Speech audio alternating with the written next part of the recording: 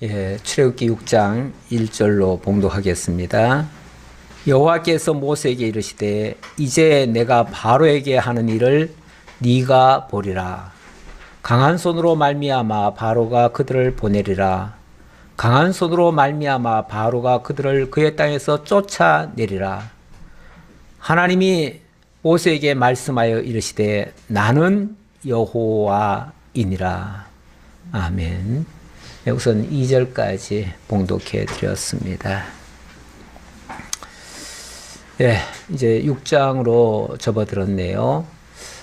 출애굽기 5장부터 10장까지는 여호와께서 이스라엘 자손들로 하여금 애굽의 바로에게 도전하게 하시는 내용이 되겠습니다. 지난주 우리가 5장을 살펴봤는데요. 초반에는 모세가 하나님의 말씀을 의지해서 애굽 왕을 찾아갔습니다. 그리고 당당하게 하나님의 백성을 내놓으라 얘기를 했습니다. 그런데 바로가 이런지하에 거절했지요. 여호와가 누구이기에 내가 그의 말을 듣겠느냐. 나는 여호와를 알지 못하니 그의 말도 듣지 않겠다. 그렇죠. 하나님 알지도 못하는 자에게 여호와 얘기해봤자 콧방귀만 끼지요. 이 세상에서도 하나님 알지 못하는 자들에게 하나님 이야기하면 시큰둥하지요. 다 듣기도 싫어하고요. 마찬가지로 바로는 그 말을 듣지 않았습니다. 그런데 듣지 않은 정도에 그친 게 아니고 그 화가 이스라엘 백성들에게 더 미쳤습니다. 그래서 바로가 생각할 때 이놈들이 게을러 가지고 일은 하기 싫고 그러니까 하나님 핑계 대고 뭐 사흘길이나 떨어진 곳에 가서 하나님 섬기고 오겠다 그러는데 말 같지도 않은 소리다. 그러니까 이놈들에게 일을 더 시켜라. 그래가지고 특명이 내렸어요. 그래가지고 처음에는 짚을 주고 재료를 주고 벽돌을 구우라고 했는데 그것도 과도하게 시켰었는데 이제는 재료도 주지 말고 각자 알아서 재료 캐다가 이 벽돌을 지어서 비돔성을 지어라 이런 식으로 특명을 내린 거예요. 그러다 보니까 갑자기 일이 더 엄격해졌네요. 더 엄중해졌네요. 그러니까 너무너무 지치고 힘들어서 도저히 할 수가 없는 거예요. 그래서 일의 양이 줄어드니까 그때는 이스라엘의 그 기록원들, 소위 말해서 작업반장들을 때리기까지 하네요. 그래서 너무너무 그들이 시달리다가 바로에게 상소를 한 겁니다. 지금 너무너무 좀 옳지 않은 일들이 벌어지고 있습니다. 우리를 너무 괴롭힙니다. 그러니 이거 좀 시정해 주십시오 했더니 웬걸요? 너희들이 게을러서 그런 거니까 조금 더 줄일 수 없고 그 일의 양도 더 많이 해야 되고 오히려 이야기하면 할수록 점점 더 혹독하게 가중이 됐습니다. 그러니까 그 화살이 결국은 모세에게 돌아갔고요. 모세는 자기 백성들이 자기를 원망하는 것에 견딜 수가 없습니다. 견딜 수가 없어서 그래서 하나님 앞에 또 원망을 하게 되죠. 그래서 지난주 마지막 22절에 보니까 모세가 여호와께 돌아와서 아뢰되 주여 어찌하여 이 백성이 학대를 당하게 하셨나이까. 왜 하나님이 이 백성을 더 학대시키게 하십니까? 그 말이죠. 뿐만 아니라 어찌하여 나를 보내셨나이까. 이 곤란한 일을 왜 나한테 시키십니까? 그 얘기죠. 더 나아가서 내가 바로에게 들어가서 주의 이름으로 말한 후로부터 그가 이 백성을 더 학대하며 주께서도 주의 백성을 구원하지 아니하시라이다. 더 나아가서 하나님도 왜 잠자코 계십니까? 그 말이죠. 왜 이런 장면을 보시면서도 하나님이 잠자코 나 몰라라 하십니까? 그 말이죠. 우리도 세상살이에 너무 지치고 힘들면요. 도대체 하나님이 살아계신가? 살아계시다면 왜 하나님이 이렇게 내버려 두실까? 왜 나를 이렇게 괴롭게 하실까? 왜 이렇게 힘든 일을 당하고 있는데 하나님은 못 본 채 하실까? 이런 생각 들 때가 있죠. 기도해도 응답도 없고 하나님이 도대체 안 계시는 것 같기도 하고 하나님이 계시다면 어떻게 이러실 수가 있는가? 하나님이 주무시는가? 그래서 하나님 잠 깨우려고 막 고래고래 소리 질러가면서 기도도 해봤지만 소용도 없고 그럴 때가 있지요, 종종. 그러면은 어느새 내 입술 속에서 감사는 떠나고 원망 소리가 나올 수가 있습니다. 뭐 그게 이제 연약한 인간의 모습입니다. 이게 뭐 그의 전부는 아니죠. 과정이니까 우리는 얼마든지 그럴 수 있다고 봅니다. 우리도 얼마든지 그럴 수 있고요. 다 연약한 존재니까요. 하지만 끝까지는 그렇게 되지 않을 겁니다. 하나님 반드시 하나님의 살아계심을 보여주실 것이고 하나님의 능력을 보여주실 것입니다. 그래서 하나님은 내가 가만히 있지 않아. 나 살아있어. 내가 거기에 반응할 거야. 그래서 6장 1절에 여호와께서 모세에게 이르시되 이제 내가 바로에게 하는 일을 네가 보리라.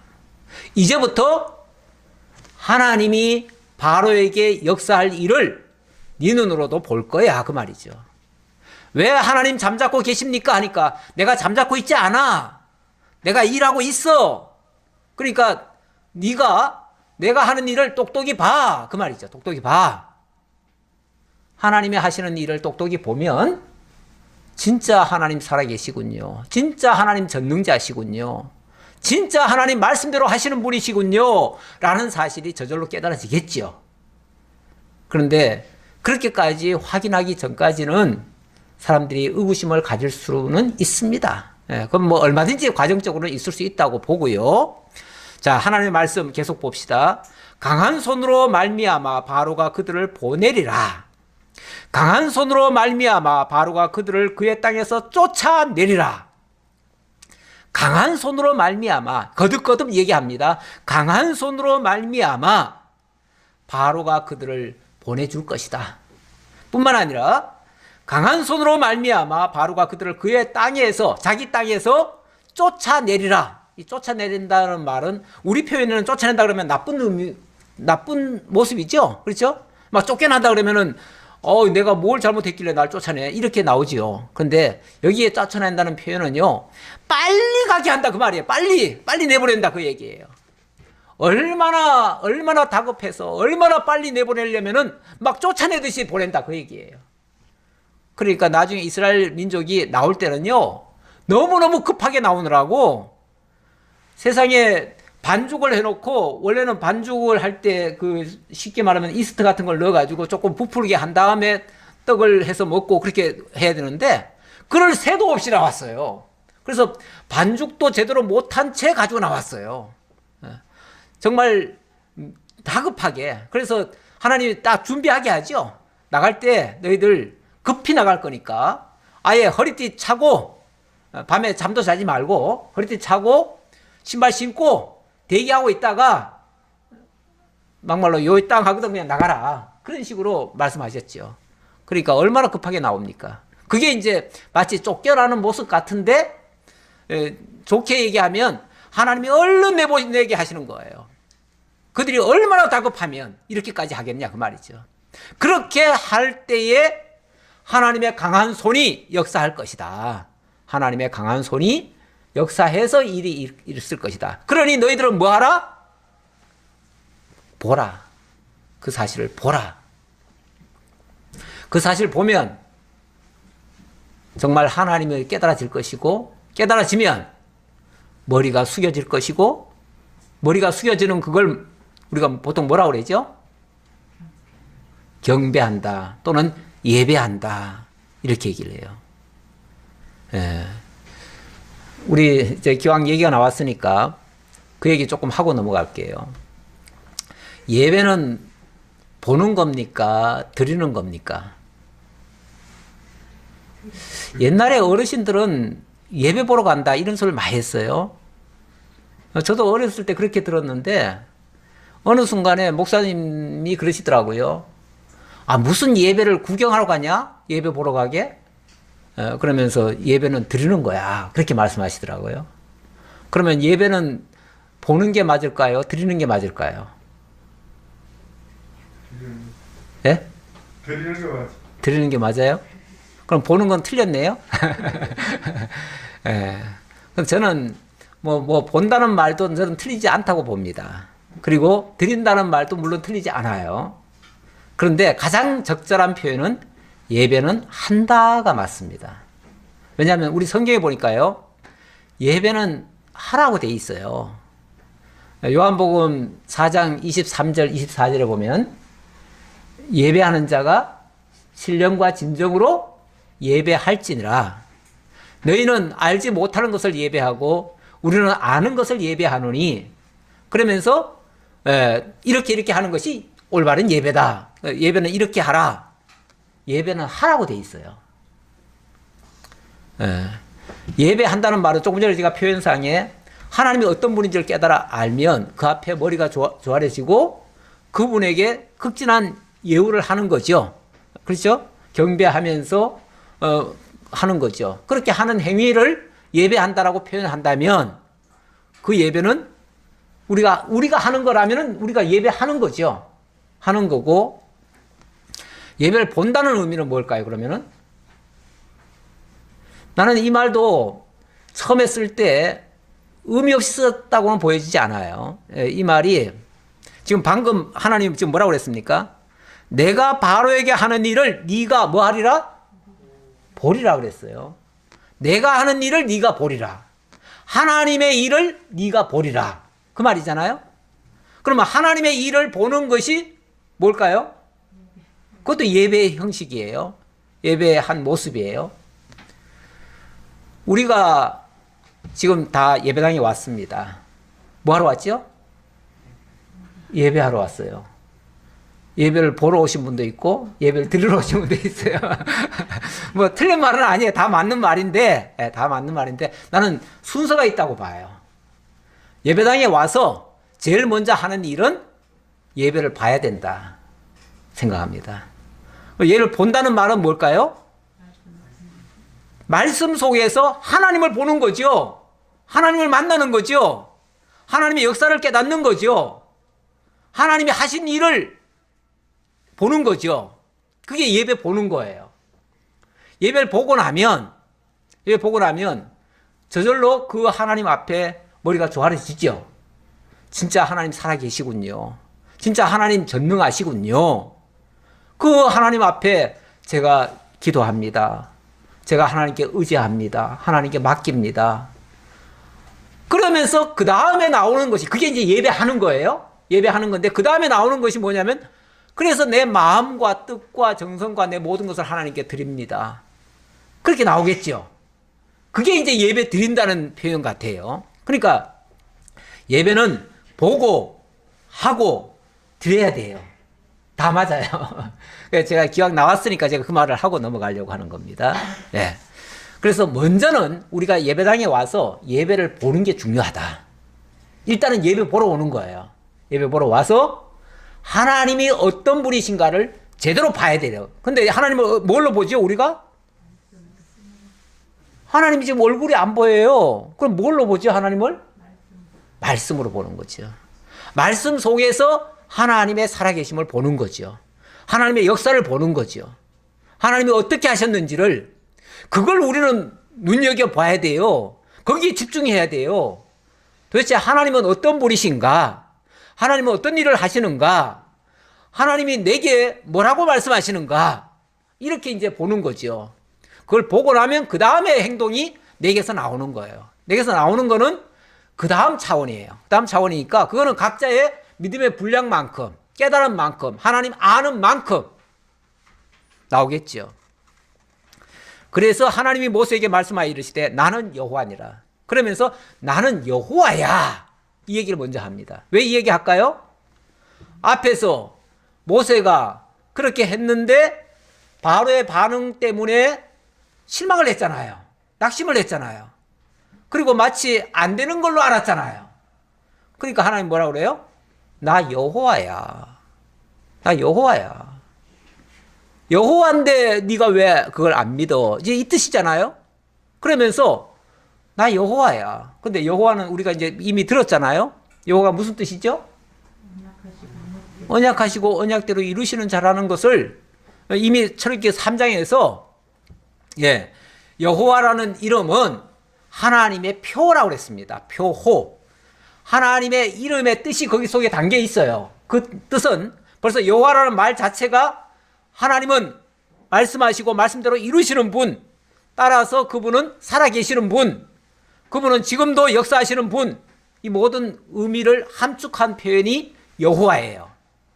그리고 이건 하나님을 가리키는 이름이에요. 고유 명사고 유일한 이름이에요. 예. 다른 이름은 그냥 다 서술하기 위해서 덧붙인 이름이에요. 제가 아까 기도하면서 뭐 구원의 하나님, 은혜의 하나님, 뭐 여러 하나님 얘기를 했어요. 했는데 그거는 하나님 여호와가 하시는 일들을 이렇게 세분화해서 얘기하는 것 뿐이에요. 이 여호와 하나님이 구원도 해주시고 은혜도 베푸시고 뭐 자비도 베푸시고 또 진리도 가르쳐 주시고 다 하신다 그 얘기예요. 그래서 그렇게 표현도 하지만 그런 이름은 그냥 고유명사 이름이 아니라 그 하나님을 특징해서 설명하는 그렇게 서술형 이름이에요. 그러니까 그걸 좀 이해하시고요.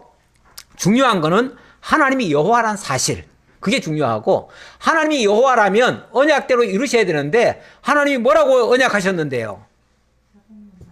내가 이렇게 언약했어 라고 다시 한번 상기시켜 주는 거예요. 왜? 모세가 자꾸 의심하니까. 모세는 하나님의 말씀을 지금 엄중한 걸 듣고 또 하나님의 실제로 표적도 보여줬지만은 정작 현실에 부딪히니까 사람이요 뭔가 확신을 가지고 하다가 또 현실에 부딪히면요 이게 아닌가요? 이런 생각해요. 예. 저 산이 맞다 하고 올라갔는데 올라가 보니까 여기가 아닌가요? 그러잖아요. 그리고 또 내려와가지고 딴 데로 올라가잖아요. 예. 이게 이제 사람들의 그 불확실성 때문에 그래요. 내 생각이 항상 옳다고 인정을 못해요. 각자도. 그러니까 항상 의심이 나가지고 또 확인하고 그러잖아요. 예. 모세가 이러니까 나 여호와야 라고 먼저 선언해놓고 여호와는 언약한 대로 이루시는 자야. 그래서 내가 일찍이 아브라함과 그래서 3절 다시 읽을게요. 내가 아브라함과 이삭과 야곱에게 전능의 하나님으로 나타났으나 나의 이름을 여호와로는 그들에게 알리지 아니하였고. 자, 이게 무슨 소리일까요? 약속의 하나님으로만 표시해주고 이루지는 않고. 그렇죠. 바로 그 얘기예요. 하나님이 일찍이 아브라함, 이삭, 야곱에게 전능의 하나님으로 나타났어요. 그때는 하나님이 엄청난 역사들을 보여줬어요. 그들에게. 보여주면서 언약은 하셨고 그래서 전능의 하나님, 모든 것을 다 하실 수 있는 능력자인 것은 밝혀주셨지만 그러나 그 언약이 온전히 이루어지는 장면까지는 그들에게 보여주지 않았었다. 그 얘기예요.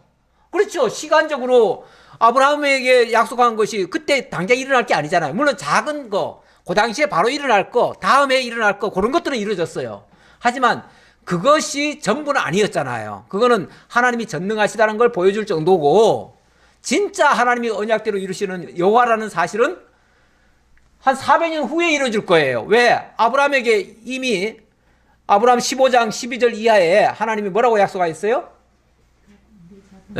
네 자손이 애굽에 내려갈 것이고 애굽에 내려가서 400년간 애굽에 종살이 할 것이고 그런 후에 내가 그들을 징치하면 그들이 내보내서 4대 만에 이 백성들이 가나안 땅에 돌아와서 거기서 하나님 섬기고 거기서 기업을 이룰 것이다. 나라를 이룰 것이다. 이렇게 말씀하셨단 말이에요. 그게 구체적인 약속이에요. 그 구체적인 약속을 아브라함과 이삭과 야곱에게 했는데 그때는 그 가능성만 보여줬지 실제로 이루어지는 것까지는 못 봤어요. 그런데 이제 가나안 땅, 곧 그들이 거류하는 땅을 그들에게 주기로 그들과 언약하였더니, 자, 그때는 언약이었습니다. 언약하였더니 이제 애굽 사람이 종으로 삼은 이스라엘 자손의 신음소리를 내가 듣고 나의 언약을 기억하노라. 신음소리를 듣고 언약을 기억하노라. 그럼 뭐 지금까지는 하나님이 잠자코 잊고 계셨나요? 주무시고 계셨나요? 갑자기 무슨 막 울부짖으니까 그제서야 아이고 내가 깜빡 잊었네. 그리고 생각나서 나오셨을까요? 그 얘기가 아니죠. 이제 그때가 돼서 그 언약을 이루려고, 그게 이제 기억이에요. 기억이라고 표현했는데, 이제 그때가 됐다는 것을 이제 말씀하시는 거예요. 이제 그때가 되었으니 그 언약을 이제 이루겠다. 그러므로 이스라엘 자손에게 말하기를 나는 여호와라. 그래서 그걸 이루어주면은 내가 여호와라는 사실이 증명된다. 그 말이죠. 그래서 나는 여호와다, 나는 여호와다. 거듭 얘기하죠. 이 말씀이 얼마나 정확한지 몰라요. 우리 하나님이 이렇게 말씀하시고 그대로 이루시는 분이세요. 그래서 나는 여호와다. 내가 애굽 사람의 무거운 짐 밑에서 너희를 빼내며 그들의 노역에서 너희를 건지며 편팔과 여러 큰 심판들로서 너희를 속량하여. 예, 우선 거기까지요. 예. 자, 그래서 애굽 사람의 그 무거운 짐 밑에서 있던 너희들을 내가 빼내겠다. 애굽에서 빼낸다. 그 말을 출애굽이다. 이 말이에요. 출애굽이다. 그 말이에요. 애굽에서 빼낸다. 예, 밖으로 이끌어내다. 제가 아마 출애굽기 처음 들어가면서 그 얘기했어요. 출애굽기라는 말의 의미는 애굽에서 이끌어내다. 에크 칼레오라는 뜻인데 밖으로 불러내다. 그 에크 칼레오에서 나온 말이 에클레시아고요. 에클레시아란 말이 요즘 말로 하면은 그게 교회란 말이에요. 교회. 오늘날 이 교회라고 하는 곳 어떤 곳인가? 애굽에서 이끌어내는 사람들이 모여 있는 곳이에요. 모여 있는 사람들이에요. 무리들. 그러면 우리는 어디서 이끌어냈어요? 우리는 세상 가운데서 하나님이 이끌어내서 따로 모아놓은 무리들이에요. 그들을 교회라고 그래요. 교회라고 그러는데 영적으로 말하면 우리가 출애굽한 사람들이에요. 출애굽한 사람들. 애굽이라고 하는 그곳에서 하나님이 속량을 해냈어요. 속량을 했다는 말은 값을 주고 사냈다라는 뜻인데 우리가 세상 가운데서 하나님께로 들어온 것이 저절로 들어온 게 아니고요. 뭐 내 말로 내가 들어온 게 아니고요. 하나님이 값을 지불하고 세상이 더 이상 내 거다라고 말 못하게 해놓고 그리고 하나님의 사람으로 등절시킨 거예요. 그래서 하나님의 자녀, 믿는 자들에게는 하나님의 자녀가 되는 권세를 주시고 하나님의 자녀가 되게 하신 거예요. 완전히 이제 구분을 해놓으신 거예요.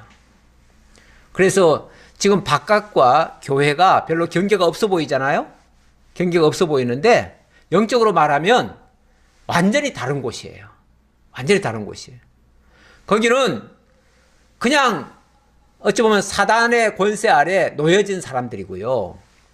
교회 아니라고 하는 곳은 하나님께 속한 자들이 하나님의 자녀가 되어서 따로 불러 모아놓은 자들이에요. 그렇기 때문에 내가 이스라엘 자손에게 나는 여호와다. 어떻게 여호와인가? 어떻게 여호와로 증명하는가? 애굽 땅 종되었던 집에서 이스라엘 내 백성을 이끌어내서 애굽 사람의 무거운 짐 밑에서, 무거운 짐이라는 게 애굽 사람의 지금 종살이 하고 있잖아요. 400년간 종살이 하고 있어요. 거기서부터 너희를 건지며 편팔과 여러 큰 심판들로서 너희를 속량하여. 큰 심판들로서 속량한다. 속량한다는 말은 원래 값을 주고 사낸다는 말이고요. 그 값을 주고 사내는 일에 큰 심판이 있다. 그것은 무슨 심판으로 사내죠? 그렇죠. 장자 희생시키면서 애굽의 장자를 희생시키면서 자기 백성들을 이끌어내시는 거예요. 네. 이 엄청난 값을 지불하고 사내는데 이거는 바로 뭘 가리키냐면 나중에 하나님의 맏아들 예수 그리스도를 희생시켜서 당신의 택한 백성들을 건져내실 것, 이걸 지금 가리키는 거예요. 그걸 가리키기 위해서 모형과 그림자적으로 애굽 땅에서 그렇게 하신다는 얘기인데, 그래서 모세를 통해서 이루시는 이 구원의 역사는 장차 사도행전을 보니까 나 같은 선지자 하나님께서 보내신다고 했는데, 모세가 나 같은 선지자를 보내서 그를 통해서 이 민족을 이끌어낼 것이다 했는데 그가 바로 예수 그리스도다 이렇게 설명을 하고 있습니다. 실제로. 그렇기 때문에 바로 모세를 통해서 애굽의 장자를 죽게 하고 그들을 건져내는 일은 장차 예수 그리스도가 십자가에 못 박혀 죽으시고 그 값으로 자기 백성들을 건져내실 것을 가리킨 것이다. 그래서 요한 계시록에 보면 예수가 애굽에서 십자가에 못 박히셨다. 그의 주께서 십자가에 못 박히셨다. 이 얘기가 나와요. 아니 언제 예수님이 애굽에 가서 십자가에 못 박혔나요? 못 박힌 적 없죠? 역사적으로는 없죠? 근데 그게 바로 이 모세 시대에 이스라엘 민족을 구원해내기 위해서 애굽의 장자들이 죽은 거, 그게 바로 장차 예수 그리스도가 장자로서 죽으시고 자기 백성들을 건져내실 것에 대한 예표적 사건이었다. 그 얘기예요. 그게 요한계시록에 가서 그렇게 성취되어졌다라고 설명하는 거예요. 자, 그러면서 너희를 내 백성으로 삼고 나는 너희의 하나님이 되리니 나는 애굽 사람의 무거운 짐 밑에서 너희를 빼낸 너희의 하나님 여호와인 줄 너희가 알지라. 이렇게 하면 너희가 내가 여호와인 줄을 알게 될 것이다. 그렇죠. 그 언약 그대로 이루어졌으니까. 그러면 진짜 언약대로 이루셨네. 진짜 하나님은 말씀대로 이루시는 분이시네. 라고 믿게 될 것이다. 알고 믿게 될 것이다. 근데 여기서 이제 하나님이 그렇게 하시는 목적이 나오지요. 목적이 뭡니까? 그 이스라엘 민족을 내 백성 삼고 나는 너희의 하나님이 될 것이다. 이렇게 얘기를 합니다. 이스라엘 민족을 하나님의 백성 삼고 이스라엘 백성들은 하나님을 자기들의 그 아버지 하나님으로 섬기게 될 것이다. 이렇게 하려고 하신다. 지난번에 좀 더 구체적으로 얘기했죠. 내 백성, 내 아들, 내 장자 이렇게 얘기했죠. 이스라엘을 내 장자. 그러면서 모세 보고 바로에게 갔을 때 바로에게 주문한 게 뭡니까? 내 아들, 내 장자를 내보내라. 이렇게 얘기를 해요. 내 아들, 내 장자. 내 아들, 내 장자가 누군데요? 내 아들, 내 장자가 바로 이스라엘 민족이야. 이스라엘 민족을 내가 내 아들 삼을 거야. 내 장자 삼을 거야. 내 백성 삼을 거야. 그러니까 내 장자 건드리지 마. 그대로 내줘. 만약에 안 내주면 너의 장자 죽일 거야. 이 얘기 하신 거 아니에요. 그래서 진짜 하나님이 당신의 장자로 삼으신다는 거는요. 당신의 모든 기대를 거기다가 두신다는 얘기예요. 그래서 하나님이 천하 만민 중에서 유일하게 사랑하신 백성이 되는 거죠. 물론 지금은 그 민족적인 이스라엘 민족을 사랑한다는 뜻이 아니라 지금은 그리스도 예수 안에 있는 영적인 하나님의 자녀들, 영적인 이스라엘 자녀들, 바로 오늘 우리가 거기에 속했다는 거죠. 그렇게 하나님의 자녀가 되고 하나님의 아버지가 되고 이렇게 되어지게 하실 것을 자, 여기서는 예표적으로 보여주는 사건입니다. 자, 거듭해서 이 말씀을 확증을 해줍니다. 내가 아브라함과 이삭과 야곱에게 주기로 맹세한 땅으로 너희를 인도하고 그 땅을 너희에게 주어 기업을 삼게 하리라. 나는 여호와라 하셨다 하라.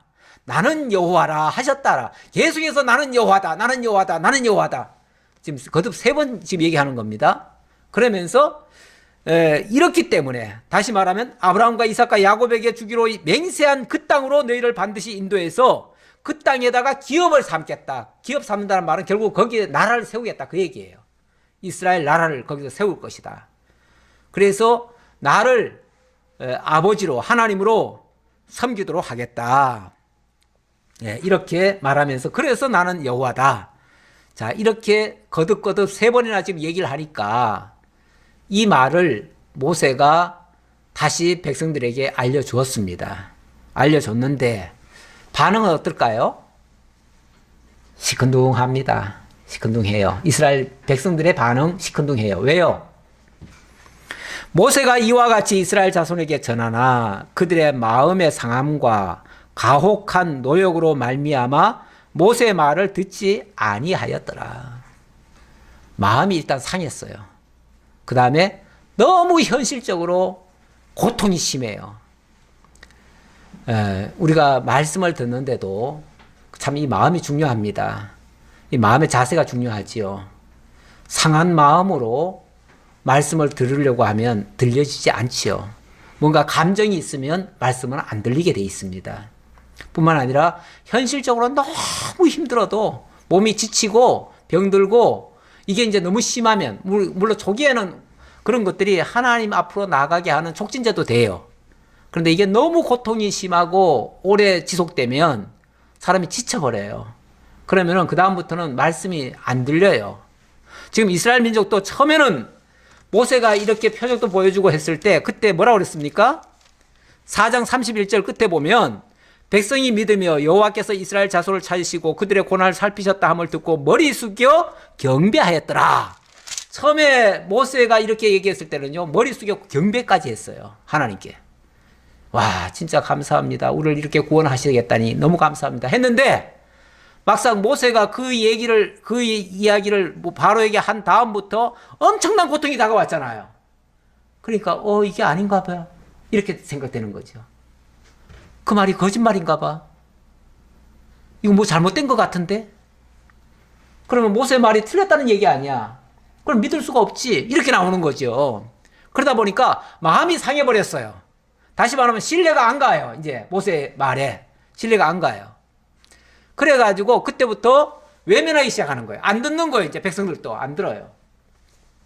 그리고 또 물론 현실적으로도 너무 가혹한 그 고통 때문에 그것 때문에도 못 듣고요. 예. 백성들이 안 듣는다고 하나님이 멈추지 않아요. 바로가 안 듣는다고 하나님이 일을 멈추시지 않습니다. 예. 여호와께서 모세에게 말씀하여 이르시되 들어가서 애굽 왕 바로에게 말하여 이스라엘 자손을 그 땅에서 내보내게 하라. 하나님이 또 다그칩니다. 야, 빨리 모세야 빨리 바로한테 가서 이 말씀 그대로 전해 라고 했더니 모세 반응 보세요.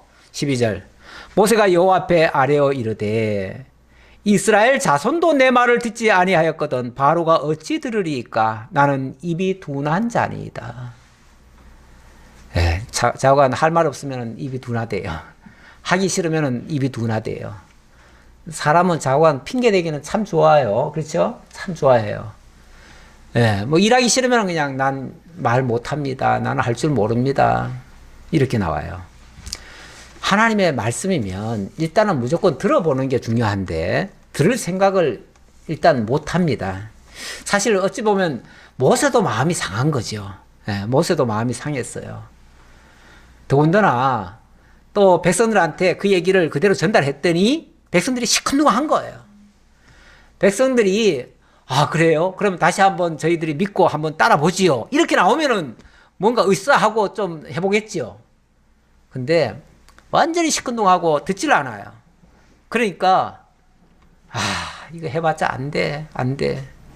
우리는 이 패배의식을 자꾸 갖습니다. 뭐가 현실적으로 어려우면 자꾸 패배의식을 가져요.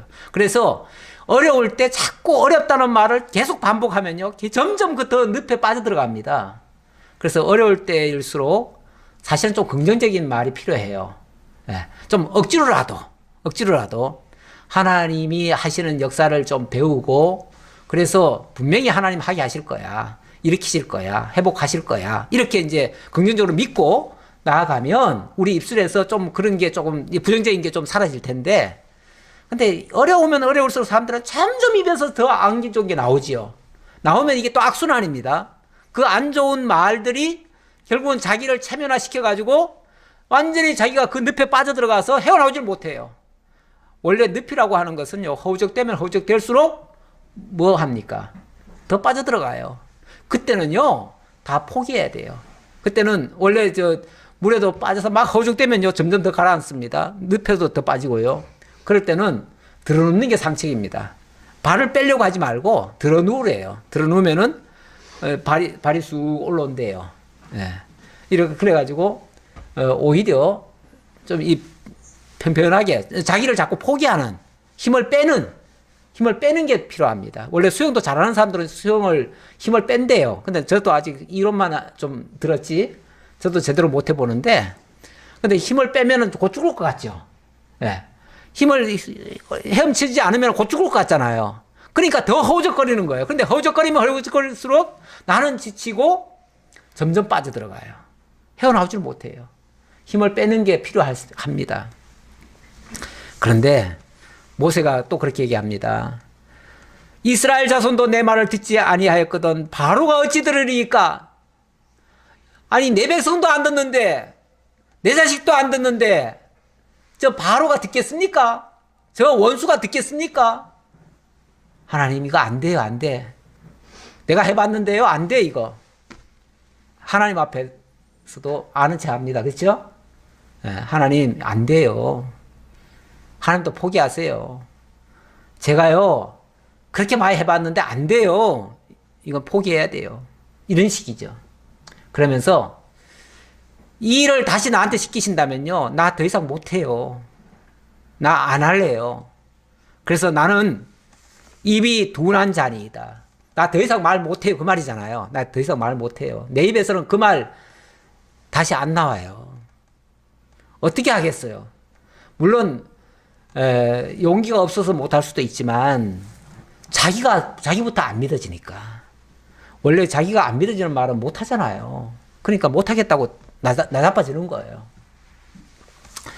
그랬더니 여호와께서 모세와 아론에게 말씀하사 그들로 이스라엘 자손과 애굽 왕 바로에게 명령을 전하고 이스라엘 자손을 애굽 땅에서 인도하여 내게 하시니라.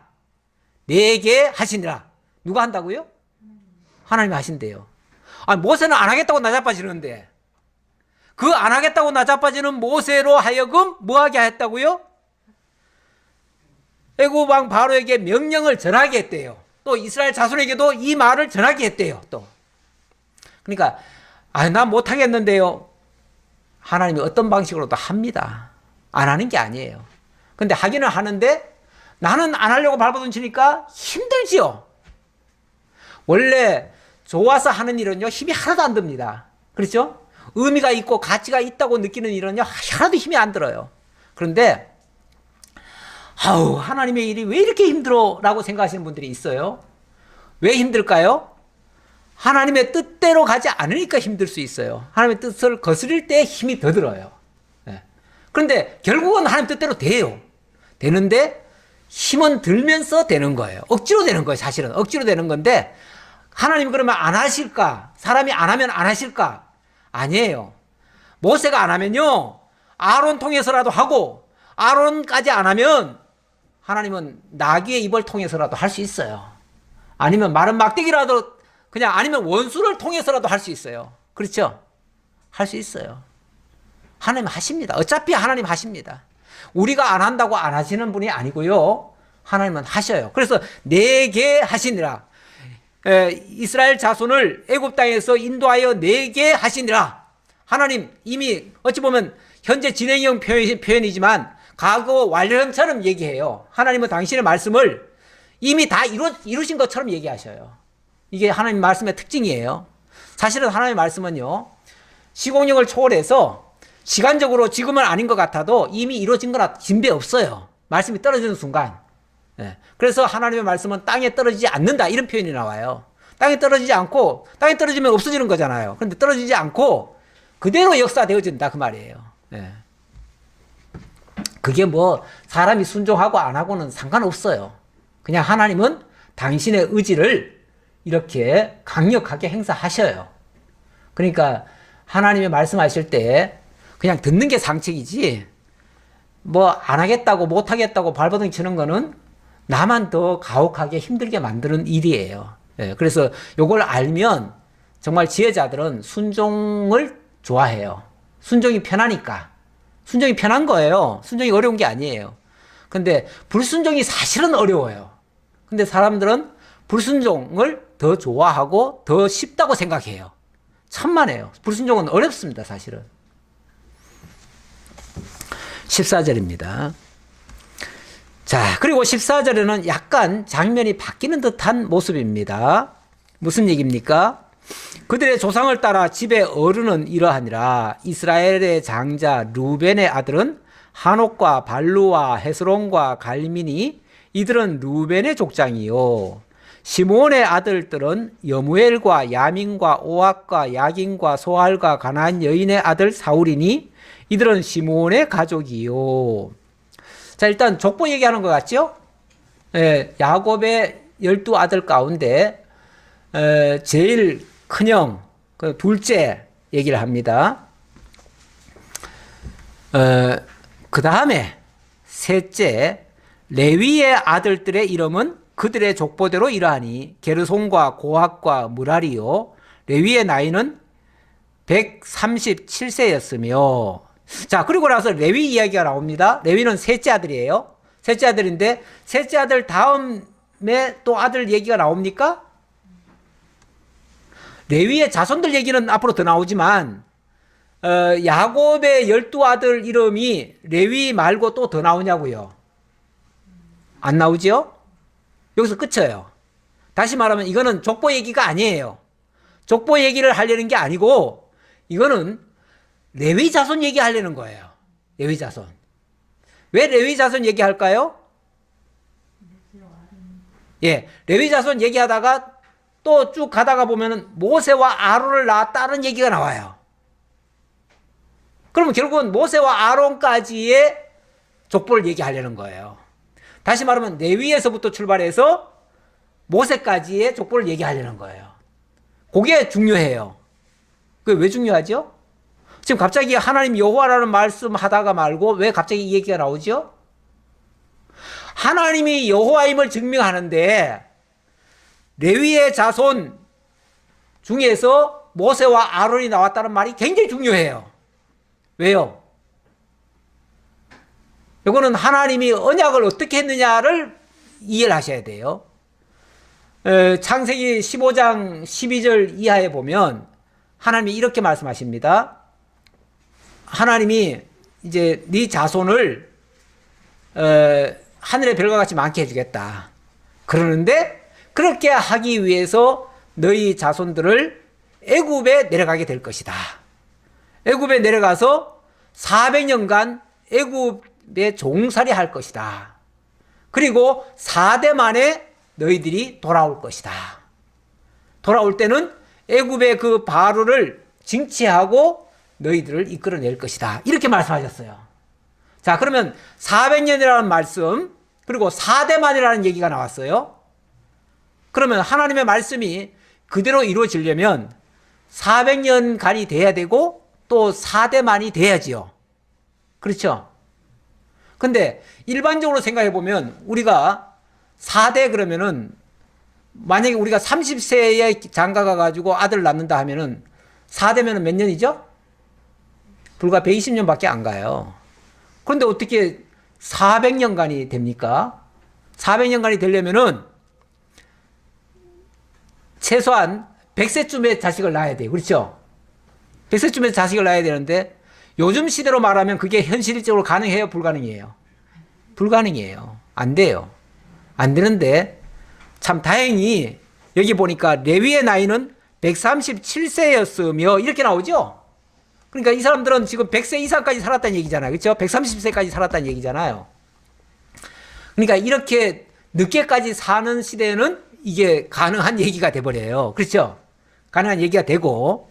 자, 그 다음에 좀 봅시다. 더. 게르손의 아들들은 그들의 가족대로 림니와 시므이요. 이 레위의 맏아들이 게르손입니다. 그 다음에 고핫의 아들들은 아므람과 이스라엘과 헤브론과 우시엘이요. 고핫의 나이는 133세였으며, 자, 또 고핫 얘기가 나오면서 고핫의 나이는 몇 살이었다고요? 133세였다. 자, 그렇죠? 근데 이 고핫의 아들 가운데 또 누가 있어요?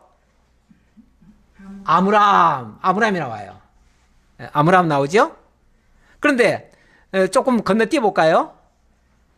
건너뛰어서 20절. 아므람은 그들의 아버지의 누이 요게벳을 아내로 맞이했고 그는 아론과 모세를 낳았으며 아므람의 나이는 137세였으며 아므람이 누굴 낳았다고요? 모세와 아론을 낳았는데 이 사람은 또 나이가 137세라네요. 그러니까 전부 다 130대에 지금 가 있잖아요. 그렇죠? 그런데 그때에 늦게 낳은 자식들이 쉽게 말하면은 그 중에서 누가 나오냐면 아므람의 아들 가운데 모세와 아론이 있다는 거예요. 자, 그러면은 애굽으로 내려갈 때 누가 내려갔죠? 레위가 내려갔죠. 그러면은 애굽에서 다시 돌아올 때는 또 누가 올라오죠? 모세가 올라오죠. 예. 그러면은 자, 레위의 아들은 둘째지만은 고핫. 고핫의 아들 가운데 또 둘째가 또 아므람. 아므람의 아들 가운데 두 번째가 또 누구죠? 모세. 그럼 4대가 되죠? 와, 나는 이거 보면서 우리 하나님 너무 정확하죠. 계산도 너무 정확하죠. 우리 하나님이 뭐 대충 일하시는 분이 아니에요. 당신이 말씀하셨으면 진짜 한치의 오차도 없이 일하시는 분이셔요. 정말 400년간 종살이 시키시고 4대 만에 돌아오게 하시겠다더니 진짜 모세 때에 이들을 돌아오게 하시는 거예요. 그리고 나머지 뭐 여기 자손들 얘기 쭉 나오는데 그 자손들은 그냥 그들의 손손들을 얘기해요. 그거는 그렇게 중요한 건 얘기는 아니에요. 근데 중요한 거는 정말 우리 하나님 빈틈없이 당신 언약하신 대로 잊지 않으시고 정말 4대 만에 돌아오게 하신다는 거. 그래서 하나님이 여호와라는 사실이 또다시 증명된다는 거. 이래도 하나님이 여호와라고 못 믿겠느냐? 어찌 보면 이 뜻이죠.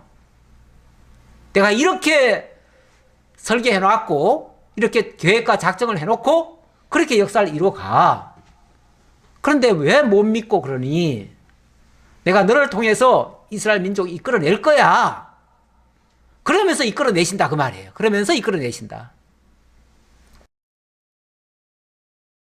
자, 21절.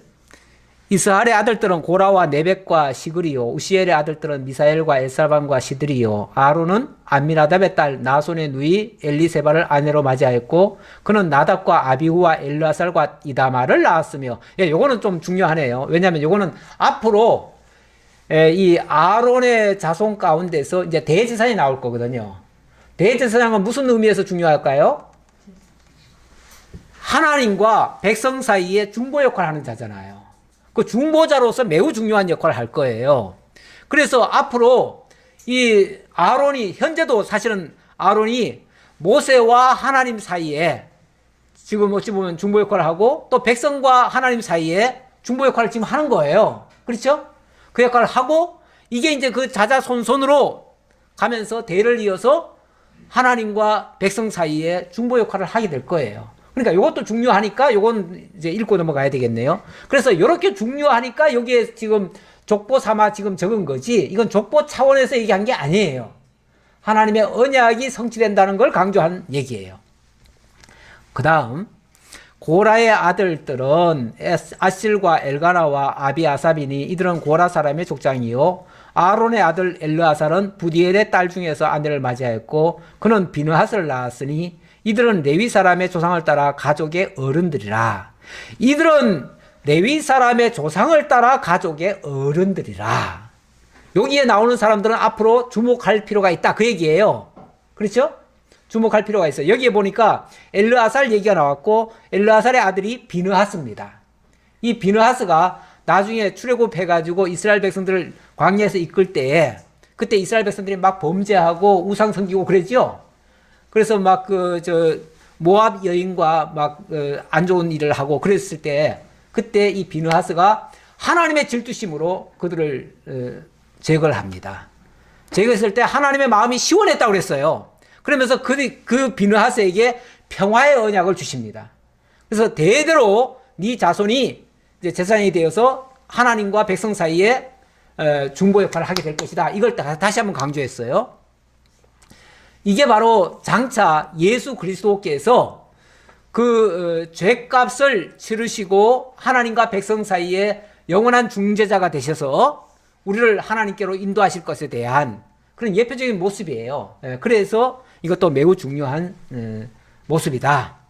그래서 이들은 우리가 잊지 말아야 된다, 기억해 두어야 된다라는 의미에서 이들이 바로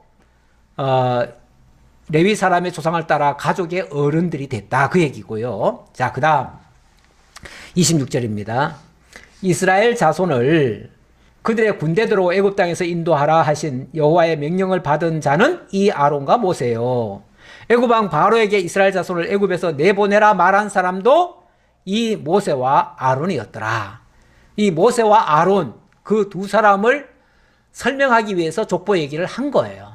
했고 이들이 결국은 하나님의 말씀을 어찌 보면 대언하듯이 해가지고 그들 바로가 결국은 뭐 당장은 안 됐습니다. 당장은 안 됐지만 마침내는 듣게 되고 하나님의 역사가 이루어져서 결국 하나님이 여호와이심을 알게 될 것이다. 그래서 모든 이스라엘 백성들이 하나님 앞에 경배할 것이다 라는 말씀입니다. 오늘 제가 곁따라서 예배의 모습도 설명을 드렸는데 이렇게 하시는 하나님을 깨달아야 우리도 진정한 예배가 이루어집니다. 그래서 예배 드릴 때에 뭐라고 예배 드리라고 합니까? 신령과 진정으로 예배할지니라. 그런데 이게 영과 진리로 예배할지니라 이렇게 번역이 됐어요. 예, 영과 진리라는 말은 영은 영으로 계신 하나님을 얘기하는 거지만 또 진리라고 하는 거는 이런 사실을 깨닫는 걸 얘기하는 거예요. 그러니까 하나님의 존재를 깨닫고 하나님의 역사를 알고 하나님의 능력을 깨달은 자들이 하나님 앞에 뭐 한다? 예배하게 된다. 경배하게 된다. 엎드리게 된다. 그 말이에요. 우리가 하나님을 예배해야 되는데 하나님 모르고 예배하는 것은 그 거짓 예배입니다. 그래서 예수님이 그 그리심산에 그 사마리아인들에게는 뭐라고 얘기하냐면 너희는 알지 못하는 것을 예배하고 이렇게 얘기하죠. 너희는 알지 못하는 걸 예배하는데 우리는 아는 것을 예배한다.